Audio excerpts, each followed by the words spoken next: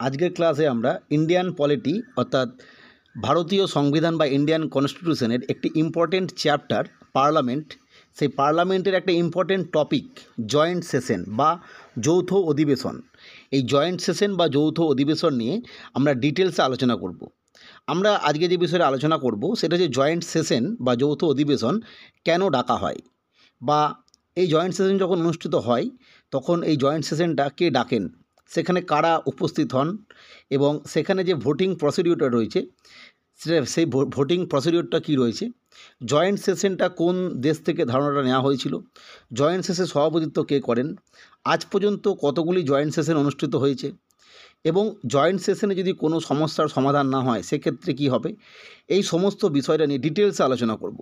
ফলে যারা Indian পলিটির conceptual ক্লাসের জন্য অপেক্ষা করছো তারা অবশ্যই ভিডিওটি স্কিপ না করে পুরোটি দেখো, তাহলে বিভিন্ন কম্পিটিটিভ পরীক্ষায় এই জয়েন্ট সেশন অফ পার্লামেন্ট থেকে যে প্রশ্নগুলো আসে সেই প্রশ্নগুলো উত্তর দিতে তোমাদের কোনো সমস্যা হবে না। এরপরে আমরা যেটা দেখব যে যৌথ অধিবেশন কখন ডাকা হয় এবং কেন ডাকা হয়। প্রথমে যেটা আমি লিখেছি দেখো, একটি কক্ষ একটি বিল পাস করার পর অন্য কক্ষ তা না মানলে, বা 2 নম্বর হচ্ছে বিলের সংশোধনী যেটা দিয়েছে সেটা 2 কক্ষতে একমত না হলে, বা একটি কক্ষ পাস হওয়া বিল অন্য কক্ষ যদি 6 মাসের বেশি সময় ধরে আটকে রাখে তাহলে রাষ্ট্রপতি অর্থাৎ প্রেসিডেন্ট যৌথ অধিবেশন ডাকতে পারেন। তাহলে আমরা বুঝতে পারলাম যে কোনো একটি বিল, তবে এক্ষেত্রে মনে রাখতে হবে সব বিলের ক্ষেত্রেই এই নিয়ম প্রযোজ্য নয়, কারণ আমি পূর্বে যখন বিল নিয়ে আলোচনা করেছিলাম প্রত্যেকটি বিল আলাদা আলাদা করে আলোচনা করেছিলাম তখন বলেছিলাম মানি বিল যেটা উল্লেখ করা আছে 110 নম্বর আর্টিকেলে, এবং কনস্টিটিউশনাল অ্যামেন্ডমেন্ট বিল যেটা সেটা হচ্ছে 368, এবং ফাইন্যান্সিয়াল বিল যেটা আছে, দুটো ফাইন্যান্সিয়াল বিল হয় আমি বলেছিলাম, একটা হচ্ছে 117 অর্থাৎ 117 যেটা রয়েছে তার ক্লজ 1-এ যে মানি বিল ফাইন্যান্সিয়াল বিলটা রয়েছে সেক্ষেত্রেও কিন্তু রাজ্যসভার ক্ষমতা খুব কম। এই 3টে বিল বাদ দিয়ে বাকি বিল অর্থাৎ অর্ডিনারি বিল এবং ফাইন্যান্সিয়াল বিল 117 ক্লজ 3-তে উল্লেখ করা আছে যে বিলগুলো ফাইন্যান্সিয়াল বিল, সেই সমস্ত বিলের ক্ষেত্রে কিন্তু এই যৌথ অধিবেশন হয়। তাহলে কখন হবে, ধরা যাক কোনো একটি বিল একটা কক্ষ পাস করে দিল কিন্তু অন্য কক্ষ সেটাকে মানল না, তখন কিন্তু প্রেসিডেন্ট যৌথ অধিবেশন ডাকতে পারেন। এক্ষেত্রে আমরা দেখেছিলাম যে ব্যাংকিং সার্ভিস আইন যেটা, সেক্ষেত্রে লোকসভা যে বিলটা পাস করেছিল রাজ্যসভায় যখন পাঠানো হয়েছিল সেটা কিন্তু রাজ্যসভা রিজেক্ট করেছিল, সেক্ষেত্রে জয়েন্ট সেশন হয়েছিল, অর্থাৎ একটি কক্ষ বিল পাস করলো অন্য কক্ষ মানল না। আর কী ক্ষেত্রে হতে পারে, বিলের যে সংশোধনী আনা হলো সেটা 2 কক্ষ মানল না, অর্থাৎ আমরা জানি যে লোকসভায় কোনো একটা বিল পাস হওয়ার পর যখন রাজ্যসভায় পাঠানো হয় বা রাজ্যসভায় বিলটা পাস হওয়ার পর লোকসভায় পাঠানো হয়, সে অপর কক্ষ কিন্তু সেই বিলটাতে কিছু সংশোধনী আনতে পারে। এরকম একটি বিল যেটা ডাউরি প্রহিবিশন অ্যাক্ট 1960, সেখানেও কিন্তু লোকসভাতে বিলটি ইন্ট্রোডিউস হয়েছিল, তারপরে যখন রাজ্যসভায় গিয়েছিল রাজ্যসভায় সেই বিলটায় কিছু অ্যামেন্ডমেন্ট এনেছিল, সেই অ্যামেন্ডমেন্টটা লোকসভা মানতে চায়নি, তার জন্য জয়েন্ট সেশন হয়েছিল। অর্থাৎ এই দুটো কারণে হতে পারে। আর একটা বিষয় হতে পারে সেটা যদি কোনো একটা বিল কোনো একটা কক্ষে পাস হয়ে যাওয়ার পর অপর কক্ষে গেল এবং সেই কক্ষ কিন্তু বিলটাতে ফেরত পাঠালো না, হোল্ড করে রাখলো কতদিন, 6 মাসেরও বেশি সময়, এরম যদি 3টি কেস হয়, এবং অবশ্যই বিলটি অর্ডিনারি বিল হতে হবে বা ফাইন্যান্সিয়াল বিল 117 আর্টিকেল যেটা রয়েছে তার ক্লজ 3-তে উল্লেখিত যে ফাইন্যান্সিয়াল বিল, সেই বিলের ক্ষেত্রে যদি এরকম ঘটনা ঘটে বা এই ধরনের ঘটনা ঘটে তাহলে রাষ্ট্রপতি যৌথ অধিবেশন ডাকতে পারেন।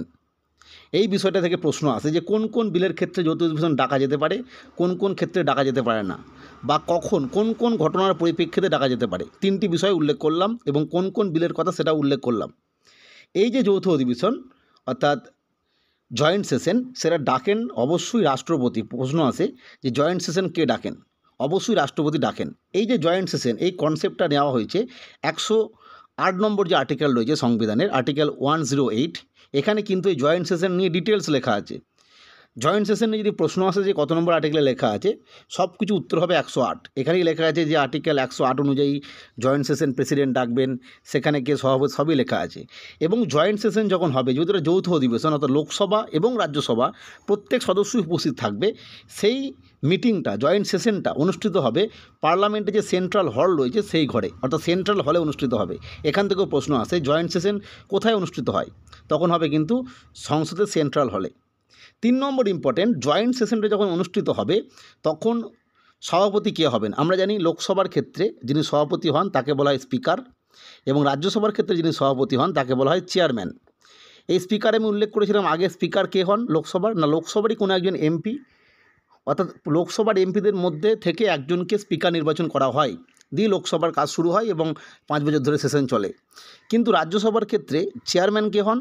না, অবশ্যই এটা সংবিধানে উল্লেখ করা আছে, আর্টিকেল 64 অনুযায়ী ভাইস প্রেসিডেন্ট হচ্ছেন x officio chairman of Rajya Sabha, অর্থাৎ ভারতবর্ষে যিনি উপরাষ্ট্রপতি থাকবেন তিনি সেই সময় রাজ্যসভার চেয়ারম্যান হবেন। তাহলে যখন লোকসভার যৌথ অধিবেশন হবে, অবশ্যই লোকসভা নয়, এটা সংসদের যৌথ অধিবেশন হবে, তখন কে সভাপতিত্ব করবেন? সেই স্পিকার না চেয়ারম্যান? এটা নিয়ে একটা ব্যাপার আছে, মনে রাখতে হবে। লোকসভার স্পিকার কিন্তু এই যৌথ অধিবেশনে সভাপতিত্ব করবেন, খুব ইম্পর্টেন্ট, বহু পরীক্ষায় প্রশ্ন আসে, যৌথ অধিবেশনে কে সভাপতিত্ব করেন? তখন উত্তর হবে লোকসভার স্পিকার। এখান থেকে 3-4টে কনসেপ্ট মনে রাখতে হবে। ধরে নেওয়া যাক যেই সময় জয়েন্ট সেশনটা হচ্ছে মানে আমি একটু আগেই বললাম ইম্পর্টেন্ট ব্যাপার, কোনো একটা বিল আটকে আছে, খুবই দরকার সেই বিলটার আইন করার জন্য, তখন যৌথ অধিবেশন হয়। সবসময় যৌথ অধিবেশন হবে তা নয়, অর্থাৎ কোনো একটা বিল রিজেক্ট হয়ে গেছে কি দুই কক্ষ সহমত হচ্ছে না, সঙ্গে সঙ্গে জয়েন্ট সেশন হয়ে যাবে এরম নয়। রাষ্ট্রপতি চাইলে যৌথ অধিবেশন ডাকতে পারেন, এটা মনে রাখতে হবে, অর্থাৎ ডাকবেনই এরম নয়। তাহলে তখন সভাপতিত্ব কে করছেন? লোকসভার স্পিকার। যদি তিনি না থাকেন তখন কে করবেন? তখন করবেন ডেপুটি স্পিকার অব লোকসভা, অর্থাৎ লোকসভার যিনি ডেপুটি স্পিকার রয়েছেন তিনি করবেন এর সভাপতিত্ব, যদি স্পিকার না থাকেন। লোকসভার ডেপুটি স্পিকার কে হন সেটাও আমরা জানি, লোকসভার ডেপুটি স্পিকার হন লোকসভারই কোনো একজন এমপি, যেটা স্পিকার নির্বাচনের পর ডেপুটি স্পিকার নির্বাচন করা হয়। এক্ষেত্রে উল্লেখযোগ্য বিষয়, ধরে নেওয়া যাক সেই সময় ডেপুটি স্পিকারও তার সেই সেশনে উপস্থিত নেই, তাহলে কী হবে? তখন হবে ডেপুটি চেয়ারম্যান অব রাজ্যসভা, তো রাজ্যসভার যিনি ডেপুটি চেয়ারম্যান তিনি হবেন ওই যৌথ অধিবেশনের সভাপতি। ধরে নেওয়া যাক সেই ডেপুটি চেয়ারম্যান, লোকসভার স্পিকার, ডেপুটি স্পিকার কেউই উপস্থিত নেই, তখন কী হবে? তখন হবে ওই সভায় উপস্থিত আছেন এমন একজন এমপি, অর্থাৎ যারা সংসদ সদস্য আর কি, লোকসভা বা রাজ্যসভার যে কেউ সেই সভার সভাপতিত্ব করতে পারেন। কিন্তু কোনোভাবেই রাজ্যসভার যিনি চেয়ারম্যান তিনি কিন্তু লোকসভার যে সংসদে যৌথ অধিবেশন সেখানে সভাপতিত্ব করতে পারবেন না। এখান থেকে বহু পরীক্ষায় প্রশ্ন আসে। নেক্সট 4 নম্বর যে পয়েন্ট আমরা দেখব, যৌথ অধিবেশন যখন হবে তার যে নিয়মাবলী, রুলস, কোন রুল ফলো করা হবে? আমরা জানি লোকসভা এবং রাজ্যসভার বিভিন্ন ধরনের যে সেশন তার নিয়ম আছে, এবং তোমরা অবশ্যই সেশনের যে নিয়ম আমরা দেখেছিলাম কোন কোন টাইম থেকে কী আওয়ার, সেক্ষেত্রে দেখবে লোকসভার যে টাইমিং রাজ্যসভার টাইমিং আলাদা। তাহলে যৌথ অধিবেশনের সময় যে নিয়মাবলীগুলো ফলো করা হবে সেটা কোন নিয়মাবলী? অবশ্যই যৌথ অধিবেশনের সময় লোকসভার যে নিয়মাবলী, অর্থাৎ লোকসভার যে রুল রয়েছে সেই নিয়মাবলী অনুযায়ী যৌথ সেশনের যে নিয়ম সেটা হবে। এবং আমরা জানি লোকসভার যে কোরাম সেটা হচ্ছে 1/10 অংশ সদস্য উপস্থিত থাকতেই হবে, তবেই কোরাম হবে, এবং কোরাম হলেই সভা শুরু হবে। এক্ষেত্রেও তাই, 1/10 অংশ সদস্য যখন উপস্থিত হবে, অবশ্যই লোকসভা এবং রাজ্যসভা মিলিয়ে যদি উপস্থিত হয় তবেই কিন্তু সভা চালু হবে, নাহলে চালু করা যাবে না। তবে এক্ষেত্রে বলে রাখা ভালো, এই যে কোরামের ব্যাপারটা এটা কিন্তু রাজ্যসভার ক্ষেত্রেও সেম। রাজ্যসভার যে মোট সদস্য তার 1/10 অংশ সদস্য উপস্থিত হলে তবেই রাজ্যসভার সভা শুরু হয়, লোকসভার ক্ষেত্রেও তাই। নেক্সট ইম্পর্টেন্ট যে ফ্যাক্ট, যৌথ অধিবেশনে যখন কোনো বিল নিয়ে আসা হচ্ছে যেটাতে অচলাবস্থা হয়েছিল দুই কক্ষের মধ্যে, সেক্ষেত্রে যখন ভোটাভুটি হবে ওই বিষয়ে তখন কী ধরনের মেজরিটির প্রয়োজন? মনে রাখতে হবে ওই সভায় যতজন উপস্থিত হয়েছেন এবং ভোটদানকারী যারা দিলেন, ভোট দিলেন, তাদের সংখ্যাগরিষ্ঠতা যেটা থাকবে সেটা হবে অবশ্যই 2/3 সিটিং অ্যান্ড ভোটিং। এই অনুযায়ী যদি এই মেজরিটিতে যদি ভোটদানকারী সদস্য এবং উপসদস্য হয় তাহলেই কিন্তু ওই বিলটি পাস হবে। যদি পাস হয় তখন রাষ্ট্রপতি সাইন করবেন এবং তবেই ওই বিলটি, যেটা যৌথ অধিবেশনের আলোচনা হচ্ছিল, যেটা আইনে পরিণত হবে।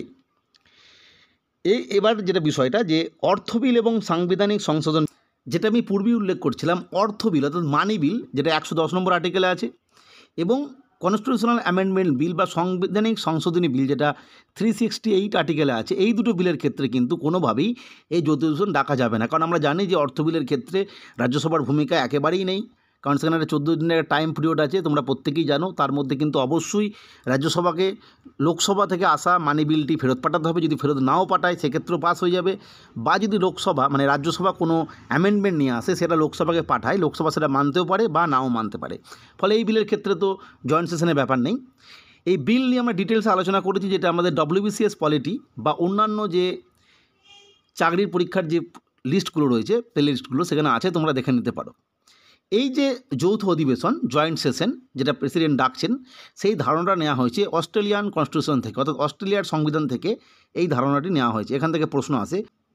নেক্সট যেটা ইম্পর্টেন্ট একটা ফ্যাক্ট মনে রাখতে হবে, যদি যৌথ অধিবেশন পরেও কোনো বিল পাস না হয়, তাহলে এর অর্থ হলো যৌথ অধিবেশনে উপস্থিত এবং ভোটদানকারী যে সংখ্যাগরিষ্ঠতা 2/3 সিটিং অ্যান্ড ভোটিং সেই অনুযায়ী পাস হয়নি, অর্থাৎ এই বিলটি কিন্তু আইনে পরিণত হলো না। এটা কিন্তু মনে রাখতে হবে, বিলটি বাতিল হয়ে গেল। নেক্সট যেটা ইম্পর্টেন্ট, যৌথ অধিবেশন আজ পর্যন্ত 3বার হয়েছে, যেটা আমি পূর্বেই উল্লেখ করলাম। 1 নম্বর হচ্ছে ডাউরি প্রহিবিশন বিল 1960, যেটা জয়েন্ট সেশন হয়েছিল 1961 সালে। এটার ক্ষেত্রে কি হয়েছিল না, এটার ক্ষেত্রে লোকসভা পাস করেছিল রাজ্যসভায়, রাজ্যসভা কিছু অ্যামেন্ডমেন্ট এনেছিল এই বিলের ওপরে, সেই অ্যামেন্ডমেন্টটা কিন্তু লোকসভা মানেনি এবং তার জন্য জয়েন্ট সেশন হয়েছিল 1961 সালে। ব্যাংকিং সার্ভিস কমিশন বিল 1977, যার জয়েন্ট সেশনটা হয়েছিল 1978 সালে। এটার ক্ষেত্রেও লোকসভা কিছু যে বিলটা পাঠিয়েছিল রাজ্যসভা রিজেক্ট করে দিয়েছিল, তাই জন্য জয়েন্ট সেশন হয়েছিল। এবং 3 নম্বর যেটা প্রিভেনশন অফ টেরোরিজম বিল 2002, এর যার জয়েন্ট সেশনটা হয়েছিল 2002 সালে। এক্ষেত্রেও আমরা জানি যে লোকসভা যখন বিলটা পাস করে রাজ্যসভা রিজেক্ট করেছিল এবং পরবর্তী ক্ষেত্রে এই বিলটা পাস হয়েছিল। যাই হোক, ফলে আমরা বুঝতে পারলাম যৌথ অধিবেশন 3বার হয়েছে, যেগুলোর রিগার্ডিং হচ্ছে একটা ডাউরি প্রহিবিশন বিল, ব্যাংকিং সার্ভিস কমিশন বিল 1977 এবং প্রিভেনশন অফ টেরোরিজম বিল 2002। এই বিলগুলোর জন্য হয়েছিল। তোমরা যখন এই নোটগুলো তৈরি করবে, তোমাদের ক্ষেত্রে একটা হোমওয়ার্ক দেওয়া থাকলো। এখান থেকে আরও একটা প্রশ্ন আসে, এই যে জয়েন্ট সেশনগুলো হলো সেই সময় প্রেসিডেন্ট কারা ছিল, এরকম প্রশ্নও আসে। অর্থাৎ 1961 সালে যখন জয়েন্ট সেশন হয়, সেই জয়েন্ট সেশনটা কোন প্রেসিডেন্ট ডেকেছিলেন, বা 1977 সালে ব্যাংকিং সার্ভিস কমিশনের যে বিল এবং যার জয়েন্ট সেশনটা হল 1978 সালে, সেক্ষেত্রে প্রেসিডেন্ট কে ছিলেন সেই সময়, প্রশ্ন আসতে পারে। বা 2002 সালে প্রেসিডেন্ট কে ছিলেন। এগুলো কিন্তু তোমরা অবশ্যই স্ট্যাটিক জিকে হিসাবে প্রেসিডেন্ট এবং প্রাইম মিনিস্টারটা লিখে রাখবে, কারণ এখান থেকে প্রশ্ন আসতে পারে বা বিভিন্ন পরীক্ষায় এখান থেকে প্রশ্ন আসতে দেখা গেছে। কোশ্চেনের লেভেল যদি হার্ড হয় তখন কিন্তু এই ধরনের প্রশ্ন দেবে। ফলে আমরা জয়েন্ট সেশন নিয়ে ডিটেলসে আলোচনা করলাম। আশা করা যায় বিভিন্ন পরীক্ষায় যে প্রশ্ন আসে এর বাইরে কিন্তু কোনো প্রশ্ন আসবে না, এই কনসেপ্টের উপরই প্রশ্ন আসবে। আজকের ভিডিও পর্যন্তই। ভালো লাগলে অবশ্যই লাইক এবং সাবস্ক্রাইব করে দিও।